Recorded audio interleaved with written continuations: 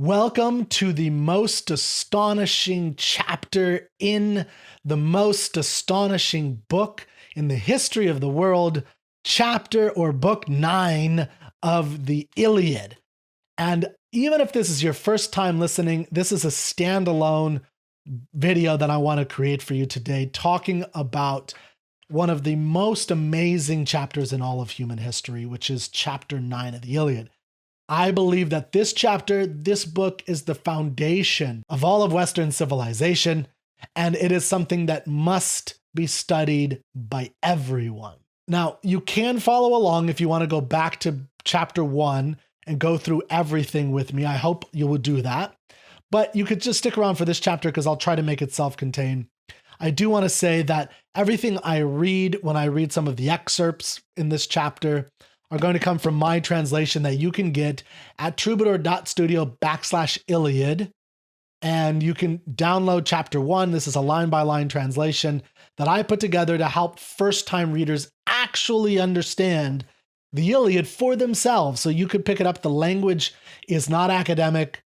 It's not for academics. It's for what I thought of myself when I first read Iliad as a young kid. I put this together today for that, 12, 13, 14-year-old Kirk who read the Iliad and didn't understand anything back then. So what we're going to do, like I have this broken down in my book, I have a section, the front of every chapter, where I describe in simple prose everything that's going to happen in that chapter. And then I have sections at the top of each section of verse. So it's in iambic pentameter, but very readable in a syntax and sentence structure that you can read. And I have a description of the section with a simple sentence to explain what you're about to read to help orient you. That's how we're going to organize this. And I'm also going to give you a Greek word of the day, which is a really critical one to understand. And I'll define it and explain it to understand not only the Iliad, but some of the deep values, and I think even to your own life today, how these values have come into contact with you in a different way today. So I've titled this chapter 9, The Embassy to Achilles. Let's do a real quick recap of chapters 1 through 9. So we have a Trojan War where a bunch of Greeks have traveled to Troy to sack Troy, defeat it, because Troy, or one of the princes, Paris, has taken Helen, the wife of a Greek king, this case Menelaus, the brother of Agamemnon. Agamemnon is the great powerful leader of many tribes of Greeks. So they go there, they get her, they're fighting for 10 years. In the 10th year of the war, which is when the Iliad starts, we have a quarrel between Achilles, who's the best of all the Greek warriors in this warrior culture. He has been winning battle after battle at the tip of his spear. And in this culture, when you win a battle, you get goodies, treasures allotted to you based on how much everyone respects and honors you. Achilles gets a lot, but Agamemnon, even though he's not really at the forefront of fighting, gets the most. And Achilles has accepted this for 10 years.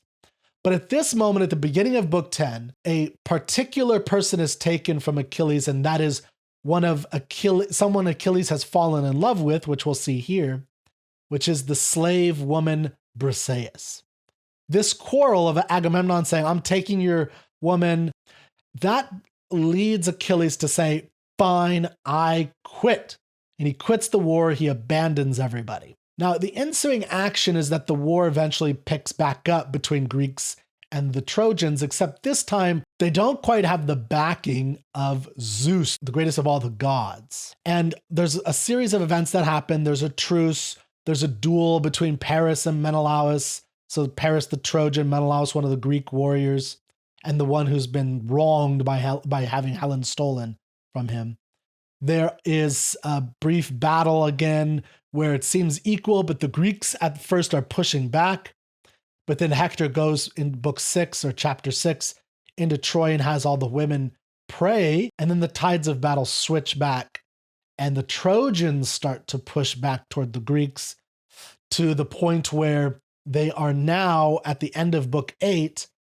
It's nighttime and they don't fight at night. And the Greeks look out and see all the hundreds of fires like stars in the night sky of the Trojan camps right there. And so now that the Greeks have to rely on their defensive wall, they're desperate, they're scared, they think that the tide has changed and they're going to fight. The Greeks are scared, that's how we get started. So now let's get into chapter 9. This is such an important chapter, so I'll probably spend more time on this chapter than I have on other chapters. Here are the sections we're going to discuss. 1. Despair grips the Greeks. Diomedes and Nestor speak. Agamemnon's offer of gifts. The envoys depart. Achilles' refusal. Phoenix's emotional appeal. Ajax's frustration. And the Greeks' disappointment. So from my book that you can check out at troubadour.studio/Iliad, I'm going to read the first couple lines because I think it's important for you to understand the beauty of this story in the Greek in the images and the analogies and examples and just the simple way that the story unfolds. As we're getting an image of the fear the Greeks feel right here. This is despair grips the Greeks. Here we go. While Trojan men stood guard upon the field, a wave of fear swept over all the Greeks. A chilling terror coursed through all their bones. The bravest of them mourned their awful fate, like winds that whip and churn the fish-filled seas, when north and west winds clash from distant Thrace, a land far from the Greeks and Trojan fields. They stir great waves that crash upon the shore, and scatter seaweed far across the beach.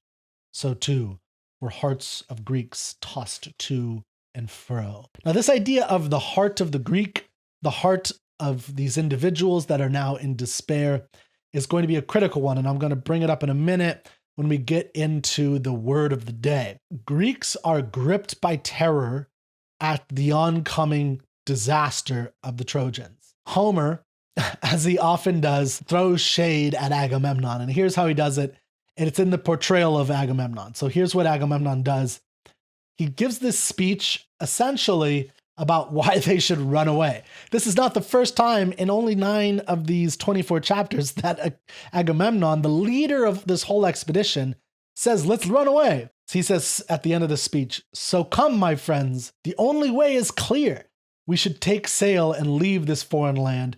Troy's walls won't fall by our hands anymore. That's the leader of the Greek army. Now in the next section, as always, Agamemnon is saved by other Greek chieftains or heroes.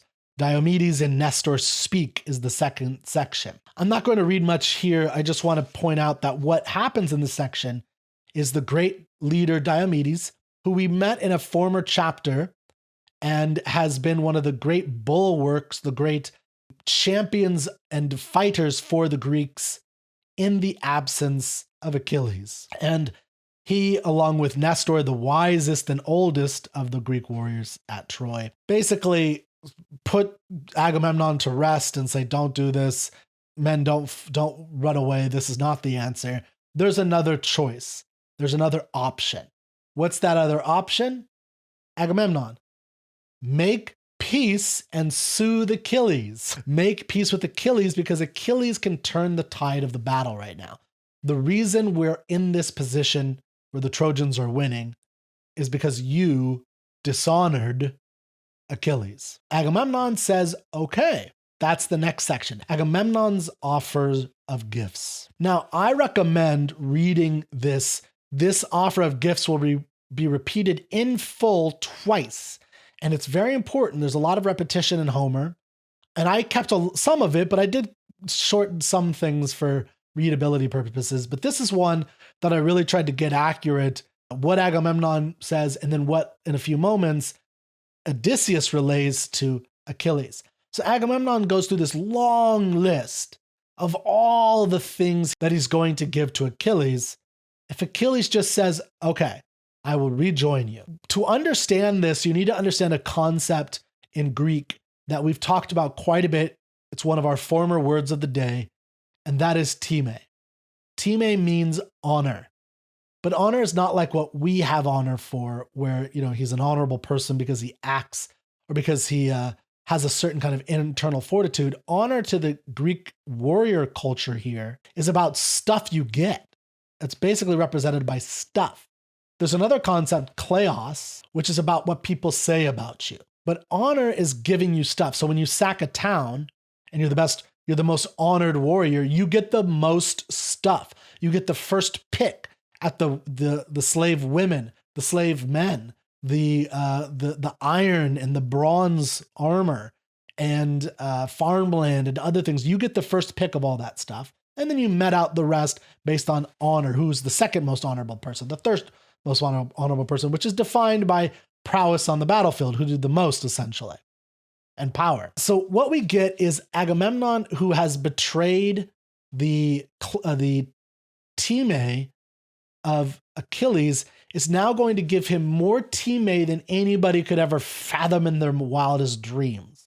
I mean, it's hard to convey this today, but it's almost like the analogy I would think of is if Sam Altman, the CEO of AI, of OpenAI, or some multi-billionaire tech person, fires or loses somebody on his team because he didn't give him enough credit, enough stock options, enough money. And then to win him back, he says, because he's so valuable, he discovers, Sam Altman or Elon or Jeff Bezos or whoever, they say, I'm going to give you billions of dollars. I'm going to give you a portion of the moon. I'm going to give you 40% of this mega $1 trillion company for now and into the future. And anything we get in the future, I'll split with you 50-50. I mean, it's so astronomical that it's like, oh my gosh. Any Greek at the time would have been just blown away by all the things. It's a long list. You're going to get 7 tripods. You're going to get this many chariots, gleaming cauldrons, strong and fine, 12 swift horses, champions of the race. They've won many prizes, fairest women of the land. And then he says, Agamemnon, in this long list of stuff he's going to give teammate, to give honor back to Achilles. He also says, quote from my book, and I will give him her, Briseis' hand, the girl I stole, whom now I'll freely give. And let me swear an oath before you all, I've never touched her, never laid with her.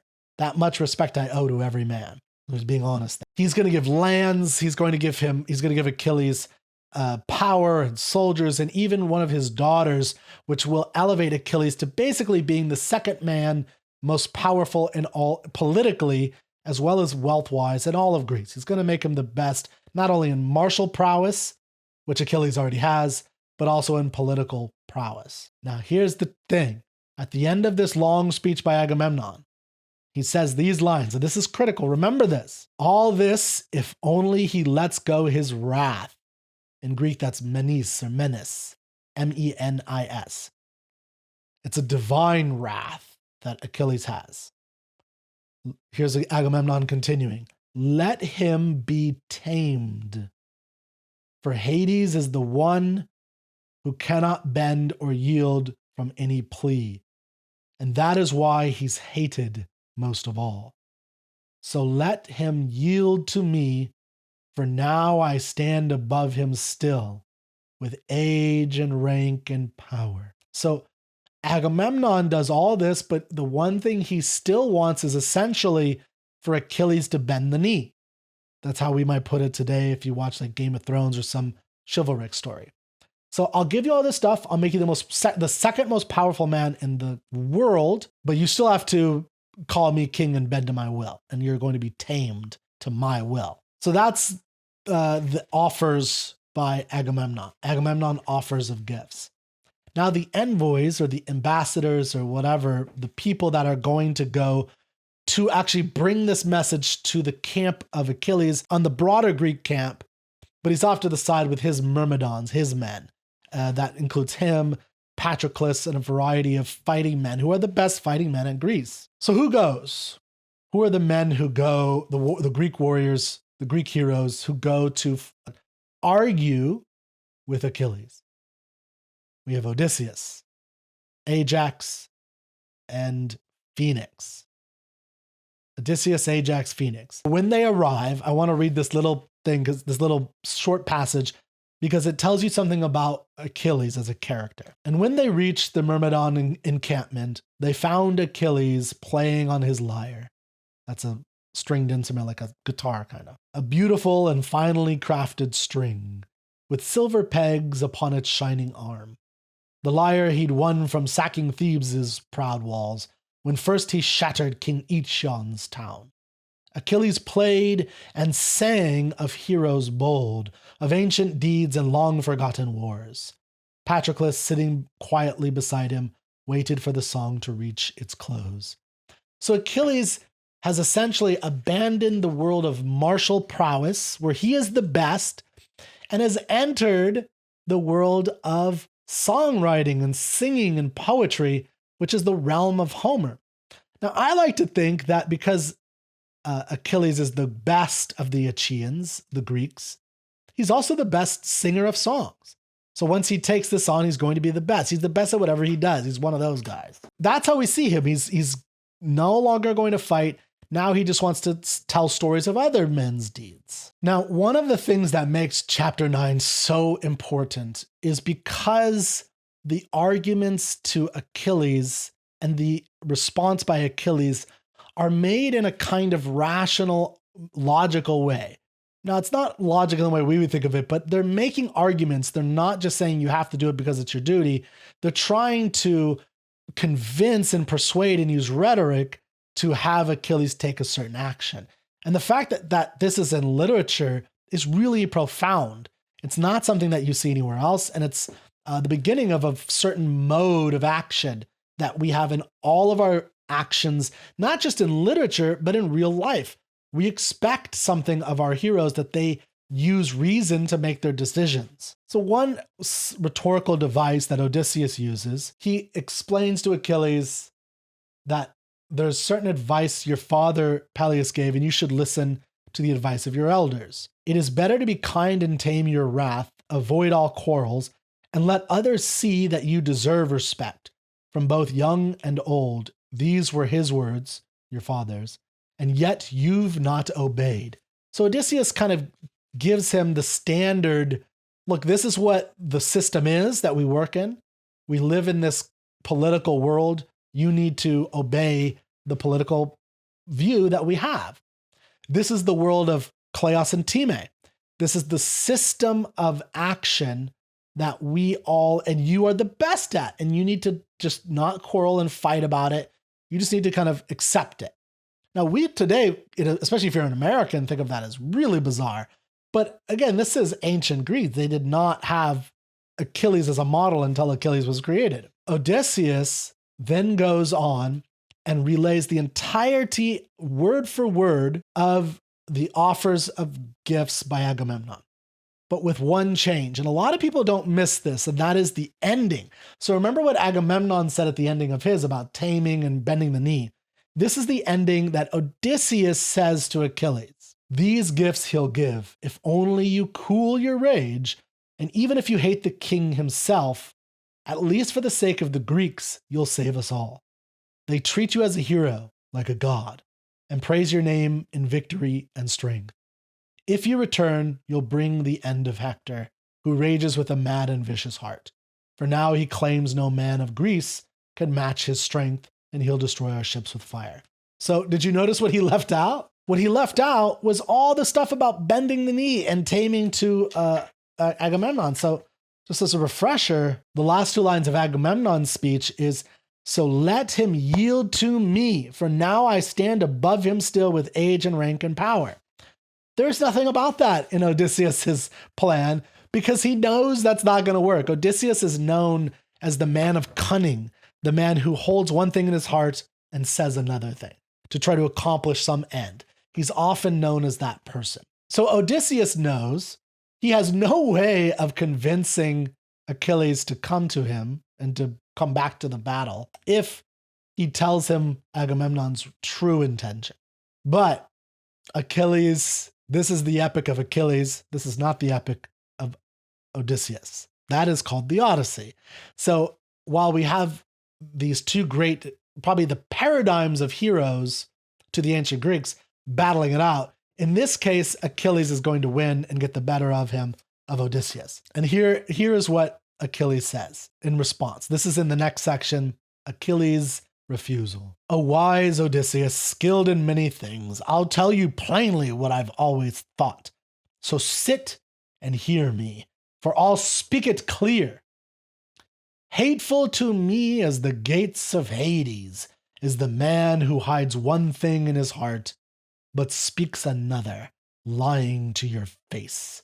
I'll speak my mind and hold to what I say. While the mode of Odysseus is to operate within that time kleos, that honor, glory world, which is societal, which is where other people give you rewards, where other people give you value, where other people say you are good or not good. And Achilles is going to give what I think is one of the grandest and most important statements in all of Western literature that led to all the grandiosity of what we live in today. And that is the statement of individuality. It is the inner heart. It is what Achilles wants. His passion, not what the society wants, not his duty to other Greeks, nothing. It's what Achilles wants out of his life. It's his self-worth, his self-esteem, his desire to live his own life, his own way. This is the first time this happens in world history, not just Western, world history. There's nothing like this, I proclaim, anywhere else in the world. This is completely a new creation.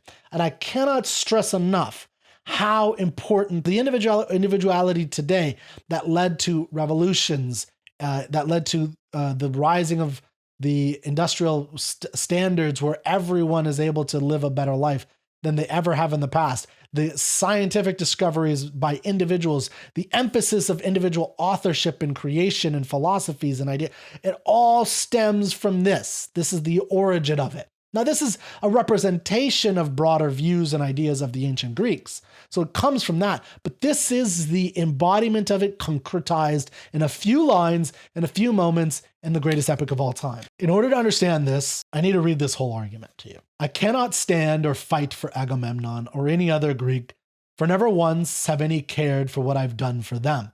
What honor is there fighting day and night? Both good and bad, we share the same fate now. The coward and the brave both meet one end, and whether one does nothing or fights well, both die the same without reward or praise. That's what he discovered when Agamemnon arbitrarily took Briseis because he felt like it. That's essentially what happened.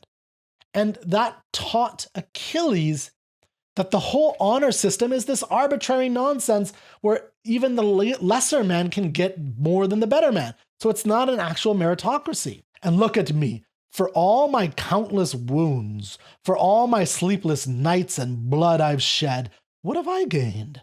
What have I left to live for if I've spent all my youth on someone else? So he's making an argument about his life. It's his life and he's given it up for what? A system that is just arbitrary about society doing whatever it wants. And in this case, a king just arbitrarily said, I'm going to take your stuff. And Achilles says, no more. I quit. I'm not dealing with that system anymore. So here Achilles goes on. 12 cities I've sacked with ship and spear, and many more by foot across this land. In all those years, my prizes rich and fine, I handed in full trust to Agamemnon, while comfortably he sat beside his ships, and I, through toil, brought treasure from the war. He took the greater part of all I won, and yet for every king and chief, their prize still lies intact. But mine is stolen now. The girl I loved, my prize, he took from me, and let him keep her now and share her bed. Why should we Greeks even be here in Troy? Why did our armies march beneath the sun? Was it not Helen we were called to save? Do only Agamemnon's heart and home love their wives, while the rest of us lack care? For every man who is both brave and wise will love and hold dear his woman as I did. I fought for her, the one by my sword and spear, but now the king has taken her from me. He cannot make amends I will not yield. You should read that very carefully. I just want to dispel something here. We could talk about this more when we get to the Patroclus, who is the friend, the deep comrade, probably the doppelganger of Achilles, and Briseis. So Achilles is in love with Briseis. They're going to get married. He loves her. That is clear in the language and in the story itself. And the actions of Achilles, that she is the catalyst for all of it. And he says it here in the comparison to Helen. He says it here that although I won her by the spear, I still love her. And that's going to be our Greek word of the day, which I'll get to in a minute, which is a certain kind of love that he talks about here. But it's so important to understand that he's doing this because of he loves her for himself, not just because whether he won her by spear or not. He loves her, and it was the system that he's been a part of took her away, and it's a conflict. So the whole story is a conflict between the personal internal values and loves and desires of a human being, the human side of Achilles, and the societal duties, responsibilities, expectations, scripts that everybody is operating on. So all the Greeks that we get when we see Diomedes, later we'll see Sarpedon, the Trojan, we'll see Glaucus, we'll see various people play out these heroic scripts, which is based on the model of Time and Kleos, honor and glory, and which is given to you externally from other people. What the other Greeks say about you, therefore what they give you in terms of goods. That's a societal thing of this warrior ethos. And Achilles says, no, I want this because I want it, because it's my life. Now I'll skip a little bit here of Achilles giving Odysseus some advice on how to deal with Hector. And this next part is critical. And so tomorrow I will leave this place. I'll make my offerings. And when my ships are on the sea, you'll see me sail for home. If you care to watch me, leave it all. At dawn, I'll sail upon the open waves, and with me all my men on oars and ships. For sea god Poseidon will guide my course, and on the third day I'll see home again. And then he goes on. I have much waiting for me back in Greece. I don't need more gold and bronze from Troy. I'll take with me the treasures I have earned and what I won through sweat. The king took back, for what was given to me now reclaimed. So tell Agamemnon, clear into his face, let all the other Greeks now hear my words. If he dares think of fooling me again, he'll learn I am no longer to be fooled. Even now I cannot bear to see his face, for I despise each word that leaves his mouth. The argument of Achilles goes on, and I'm going to skip some parts. He says that he will not be deceived in his own heart by Agamemnon anymore, and that's going to be our word of the day, is this heart-mind thing that Achilles is mentioning multiple times in here, that he's deceived in his own personal inner desires. There's something about that, his own realization of what he wants out of life, his sense of self-worth is coming into fruition here. And really, the sense of individuality in the West is born here. And he will never lie to me again. I've had enough of him, so let him be. All he possesses now and evermore, not even what lies in the land of Thebes, where wealth is stored in towering palaces, and hundreds of their men patrol the gates. I would not change my heart or mind, this word, for him. Never. It's never going to happen. And he even talks about that when he goes home, he's going to find another love, he's going to find a bride, and he's going to live out his life to the best of his abilities. Quote, continuing, my heart burns hot with much more noble thoughts, to be a king in peace with lands and wealth, for what is worth more than my very life. Not all the gods of Troy, not all the wealth that lies within Apollo's rocky hall, not all the things you may find in the world are worth more than the breadth within my chest. Cows and sheep can be stolen, tripods won, bronze and gold will always come again. But once a breath leaves the body of a man, no ransom or reward can bring it back. So there, he makes again very clear that this whole societal system that has brought him some wealth is arbitrary, and it's not worth his life, that it's better to breathe. In the Odyssey, he'll have one of the most famous statements of this, which is, I'd rather be a peasant on earth than reign in hell. So he'd rather have life, even if it's not a great life and a kingly life, just any life on earth, so he can have values and enjoy life. Again, this is such an important part of the value of individuality and the sanctity of individual life, and that this kind of inner fire that each one of us as human beings have something sacred and beautiful and pure and ours, and it's sacred, and it's got a kind of divine spark, and each one of us has that within us. That starts with Achilles. Socrates will quote this when he's talking about why he acted against the society. So he says, whenever somebody decides, this is Socrates, whenever someone decides that doing what's best for himself is more important than obeying what's accepted as right, he must be ready to face danger. And that's what Achilles stands for, is the doing what's right for yourself rather than doing what's right for, quote unquote, the society. Then Achilles goes into his two fates. This is important to understand, the two fates. No other Greek hero knows his own fate. When you go to war, you don't know if you're going to live or die. Achilles does. That's why this is so important. So here's what Achilles says. My mother Thetis once told me two fates await me down this road of life and war. If I stay here and fight the men of Troy, I'll never see my home, but live in fame, with glory that will last forevermore. But if I sail back home to Greece to see my loved ones once again, then I'll live long. But the glory that I seek will slip away, for fame and death are tied, and I must choose. So he's choosing. So this is Homer in an ancient text showing you free will, and Achilles is choosing. Now, contradictorily, but again, it's ancient, the Greeks also believed in fate. So Achilles is fated to not have this happen. Nevertheless, it's big emphasis that he is trying and he chooses for his own reasons. That's what's astonishing. We have not gotten to a point where we can move beyond this cosmology that you have fated, strings attached to your birth and life, and you have no control over that. That is an ancient view. Unfortunately, there's still a lot of religionists who believe that view. But this is Homer and the Greeks pushing forth this idea that they believe in, which is free will. So now I want to go into the word of the day, and that is Phrenes or Phrenes. So I'm going to pronounce it Phrenes from now on. That's a little more of a modern sense.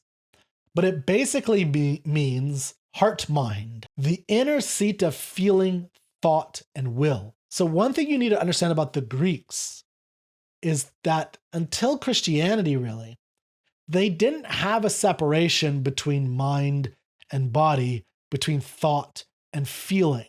That those two things were intimately intertwined. There was no separation.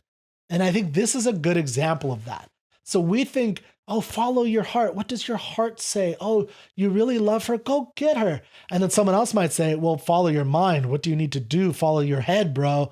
Think about it. What do you actually need? That separation is non-existent in ancient Greek. They had this concept, phrenes, which is the seat of the heart-mind, is the best way to think about it. It's both.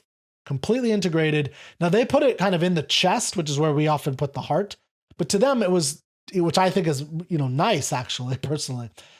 So it's like they don't have the gut feeling, which is a kind of intuition that's separate. This is the chest mind, is how I would think of it, where you both feel something and decide. So I feel that I want this, and then I decide at the same time. It's integrated. A kind of literal origin of this is actually something similar to midriff or diaphragm, because breath and emotion are felt in the chest. And Homer uses this phrenes for the interior self, where thinking, intending, desire, grieving, and choosing all happen in one place. You think of it as like a place, just like you do mind as a place. You point up here, right? And heart is here. Your heart is actually here, but why do we think of this organ that pumps blood as the thing that we feel when you see a woman that you love, or a pet that you adore, or you start doing work that you really love and your heart swells, right? It's like, because there's blood pumping. I mean, that's the lifeblood. So it's through a lot of stories, we have this analogy in our mind of the mind and the heart, not the Greeks. They had it right here. Say it from your chest, which is both, again, where grief is, where thinking happens, where intending, desiring, all that stuff, and your choices. So it's emotion and deliberation fused. So you notice here's how it pops up in book 9. It pops up throughout. And I think this is a core idea in the Iliad, is this idea of Phrenes. Because of the individuality of Achilles, which I've not seen enough people or anybody really talk about the individuality and Achilles as the model of individuality going forward that is then tweaked in various ways or sometimes negated. But Achilles is saying, with some of the stuff I was reading to you, he says, I loved her from my Phrenes, though she was won by my spear. That's a more literal paraphrasing of what that section that I was reading to you was about. I loved her from my heart chest, my chest mind. I loved her from my chest mind, not from Time and Kleos. So that's the duality we have here. We have on the one hand, the awards and rewards given to you and spoken to you by other men in this warrior ethos. And then there's the personal inner desire that Achilles has for this woman and for living his own life. It's for himself. The two fates are part of this as well. So he has two fates. He can stay and stay in Troy, fight the war, which means being part of this Time Kleos world. Or he can go home, have a homecoming, and be part of this Phrenes world, his inner desires, what he wants, to have a wife for himself, to rule his land in peace, and to live out his life without Time and Kleos. And he chooses in this moment that, to have the homecoming and have that experience rather than all the Time and Kleos that he has had before. So book 9 or chapter 9 is so important because it dramatizes deliberation inside the heart mind. And Achilles' decision is not a mere tantrum, as some people called. It's a value choice in Phrenes. He consciously chooses personal truth, love for Briseis, loyalty to Patroclus, versus public duty, which is represented by Odysseus and Agamemnon, the injustice of that public duty. Now, we're going to get into I'm going to finish off the section of this chapter by talking about what Phoenix and Ajax, who are also there, offer him. So right now, we've just seen the conflict between Odysseus-Agamemnon axis and Achilles' personal desires.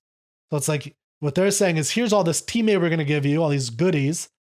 And Achilles argues, I want to live my life. My life is mine. I don't need that. I have my own gold. I can get my own women. I don't need you. I can do this on my own. What do I need you for? That's what Achilles says. That's astonishing for the greatest of all the Greek heroes to say at this time.